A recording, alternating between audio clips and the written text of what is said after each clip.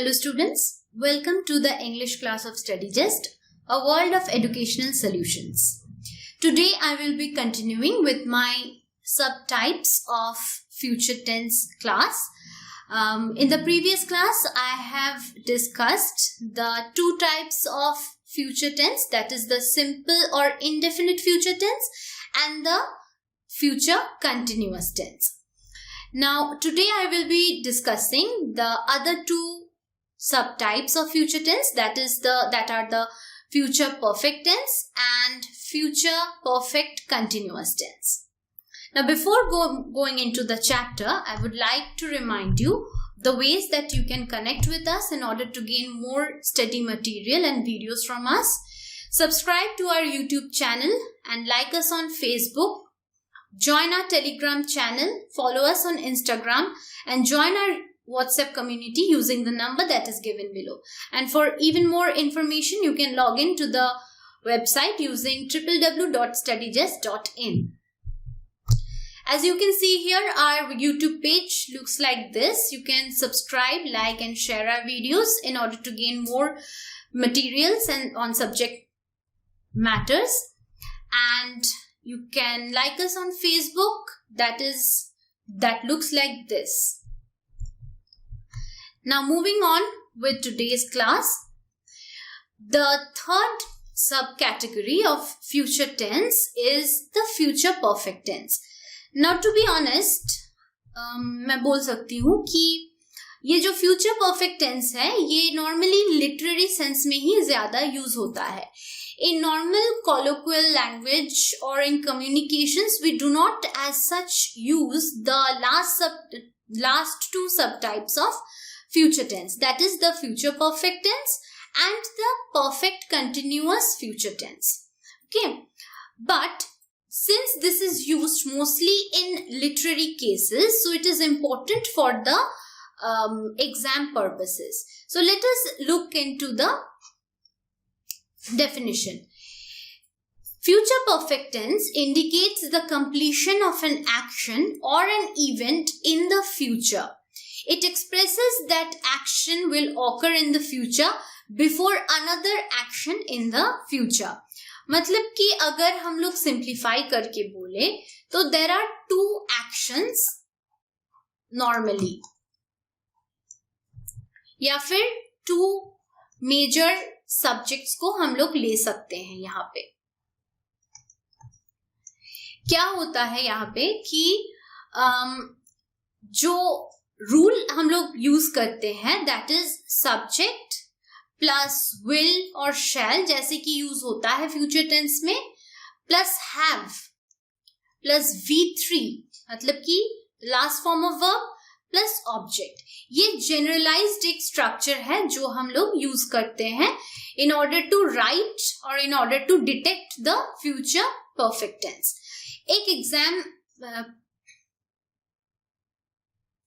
एक एग्जाम्पल देख लेते हैं.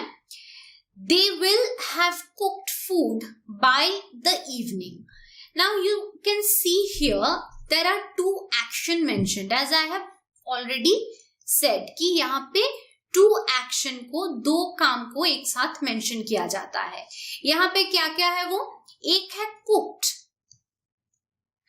and एक है evening का होना. तो they will have cooked the food by the evening. तो मेजर काम क्या है यहाँ पे, cooking of the food. Evening बाद में आ रहा है, ठीक है, इसीलिए हम लोग will have जो है इसको प्राइमरी एक्शन के पहले लगाएंगे. तो अगर हम लोग देखेंगे कि अगर दो एक्शन यहाँ पे होते हैं सेंटेंस में, तो ऑब्वियसली यहाँ पे एक प्राइमरी एक्शन होगा और एक सेकेंडरी एक्शन होगा. मतलब हम लोग इसको रफली डिवाइड कर सकते हैं in terms of their importance.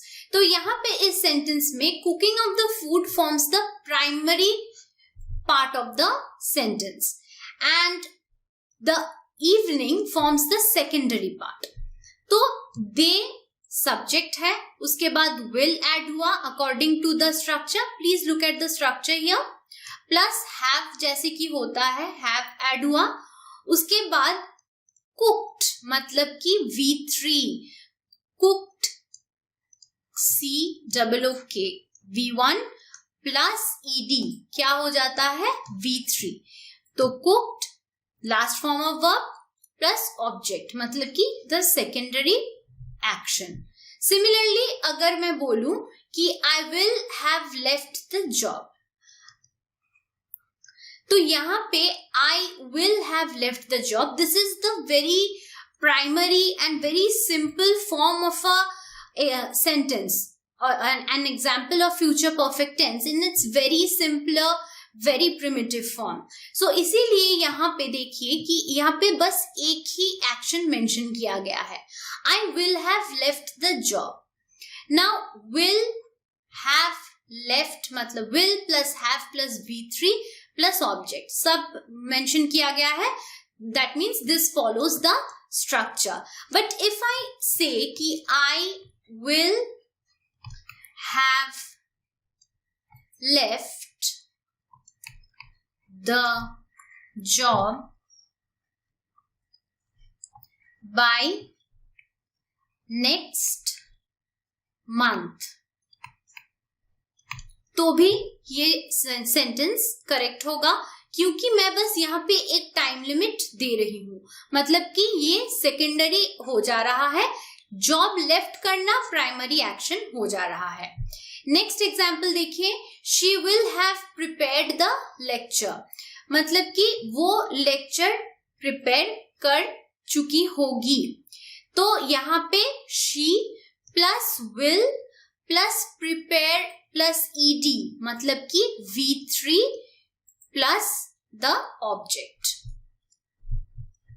अब देख लेते हैं कि ये तीनों जो बेसिक सेंटेंस का फॉर्म होते हैं, पॉजिटिव, नेगेटिव एंड इंटरोगेटिव, यहाँ पे कैसे यूज किया जाता है फ्यूचर परफेक्ट टेंस को। She will have gone by the time you reach her home, ठीक है। यहाँ पे जो यूज किया गया है सेंटेंस को, दैट इज कि she plus will plus have plus gone again V3 by the time you reach her home. Now again यहाँ पे दोनों एक्शन मेंशन किए गए हैं, उस she मतलब उसका जाना एंड तुम्हारा या फिर आपका घर रीच करना। तो ये जो घर रीच करना है ये सेकेंडरी हुआ, ठीक है, तो इसीलिए इसको हम लोग सेकेंड में रख रहे हैं। एंड विल हैव जो है ये प्राइमरी एक्शन से पहले यूज कर रहे हैं, मतलब she will have gone by the time you have reached home. So इसीलिए V3 जो है ये प्राइमरी सेंटेंस में यूज किया जाएगा। नेगेटिव में देखिए, she will not have gone by the time you reach her home. So similar structure रहता है, बस नॉट ऐड हो जाता है in order to denote the negative aspect of the sentence. And interrogative मतलब क्वेश्चन में क्या होता है, जैसे कि मैंने हर बार बोला है कि विल ऐड हो जाता है प्रोनाउन से पहले। यहाँ पे देखिए शी से पहले या फिर दे से पहले विल हो या फिर शैल हो, वो पहले आ जाएगा प्रोनाउन के।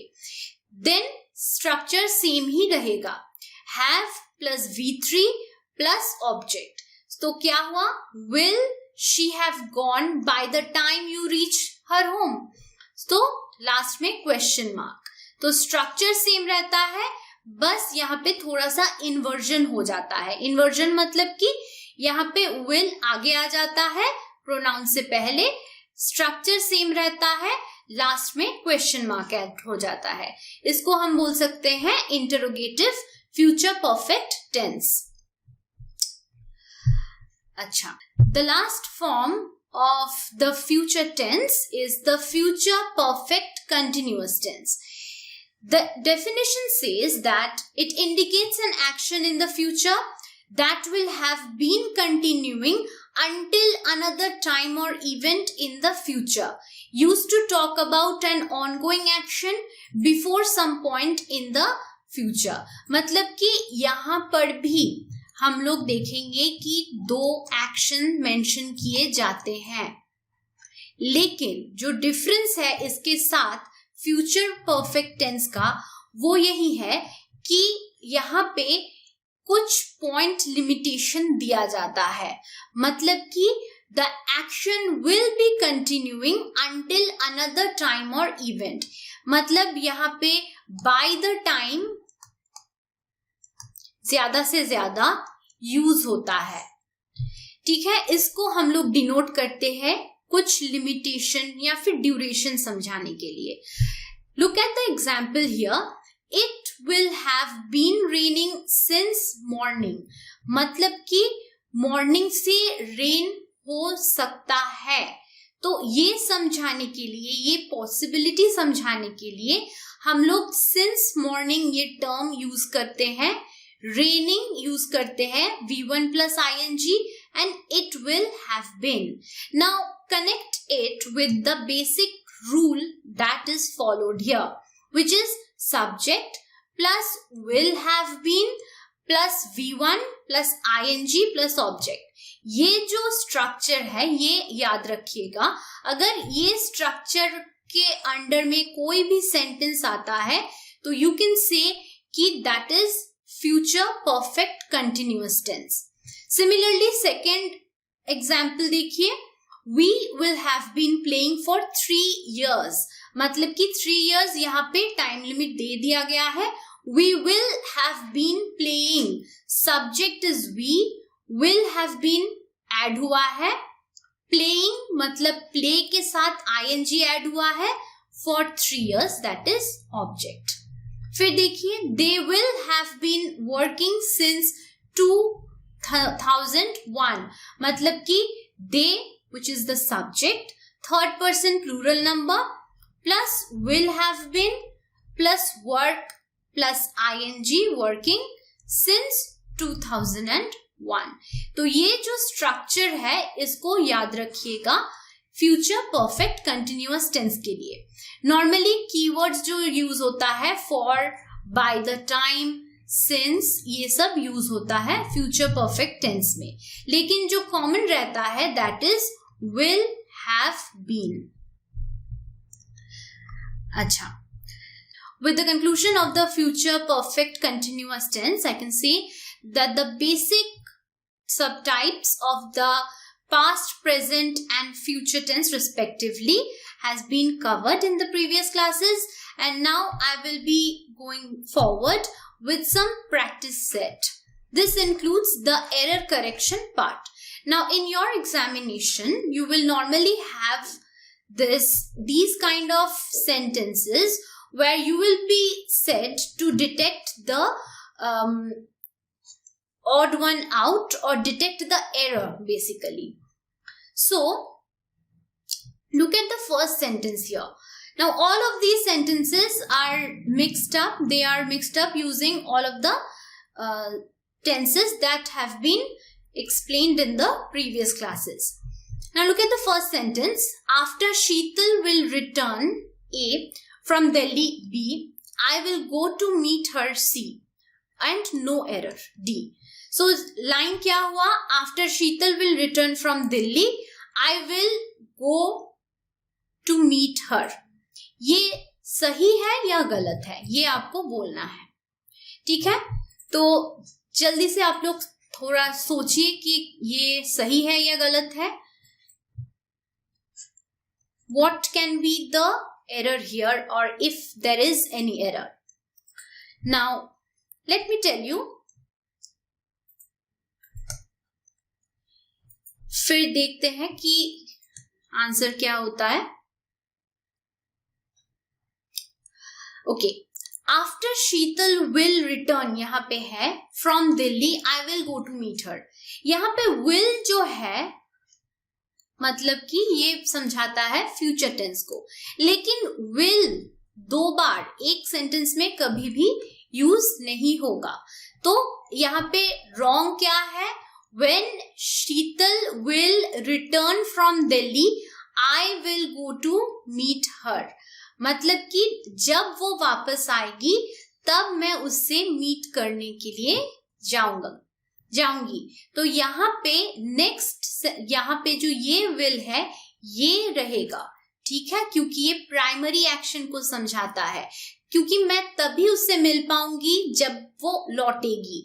तो will return in spite of the fact that this sentence is written in the first part of the whole sentence. ये पहले पार्ट में लिखा हुआ है, लेकिन आपको ये नहीं देखना है कि कौन सा पार्ट कहाँ पे है, आपको ये देखना है कि कौन सा एक्शन कब ऑकर करेगा, ठीक है, या फिर एक्शन ऑकर करने का रीजन क्या है। तो I will go to meet her when she will return, तो इसीलिए ये सेकेंडरी एक्शन हुआ, ये प्राइमरी एक्शन हुआ। तो यहां से हम लोग बोल सकते हैं कि हम लोग प्राइमरी एक्शन से पहले विल यूज करते हैं। तो ये सेंटेंस ठीक है, ये सेंटेंस गलत है, मतलब एरर पार्ट कौन सा है, ए पार्ट एरर वाला है। तो what will be the answer, ये विल पार्ट नहीं रहेगा। After Sheetal returns from Delhi I will go to meet her. Next देखिए, my younger brother has left for Bhopal last Saturday. Now, my younger brother has left for Bhopal. यहाँ पे आप लोगों को क्या लग रहा है, कहाँ पे एरर होगा? यहाँ पे एरर जो है that is has left, मतलब इस पोर्शन में left जो है वो तो ऑलरेडी पास्ट टेंस में है, and he has already left, मतलब हम लोग जानते हैं कि वो चला गया है। तो लेफ्ट जो V3 फॉर्म है पास्ट का, वर्ब का मतलब पास्ट टेंस है, उसके साथ हम लोग हैज तो कभी ऐड कर ही नहीं सकते। तो क्या होगा, यहाँ पे हैड होगा। तो सेंटेंस करेक्ट करने से क्या होगा, my younger brother had left for Bhopal last Saturday. Next last example देखिए, I use to work till 11 PM and then go to bed. मतलब कि मैं, ये पास्ट टेंस में, पास्ट कंटिन्यूअस में है कि मैं मतलब 11 PM तक काम करती थी, फिर उसके बाद मैं सोने चली जाती थी। That means this is in past continuous tense. तो ये अगर पास्ट कंटिन्यूअस टेंस में है, यहाँ पे मतलब V3 यूज होता है, तो यहाँ पे भी V3 ही यूज होगा। दैट मीन्स क्या होगा, went। तो इसका मीनिंग क्या हो जाता है, I use to work till 11 PM and then I went to bed. ठीक है, now with this I would like to conclude this class here. Thank you for joining us.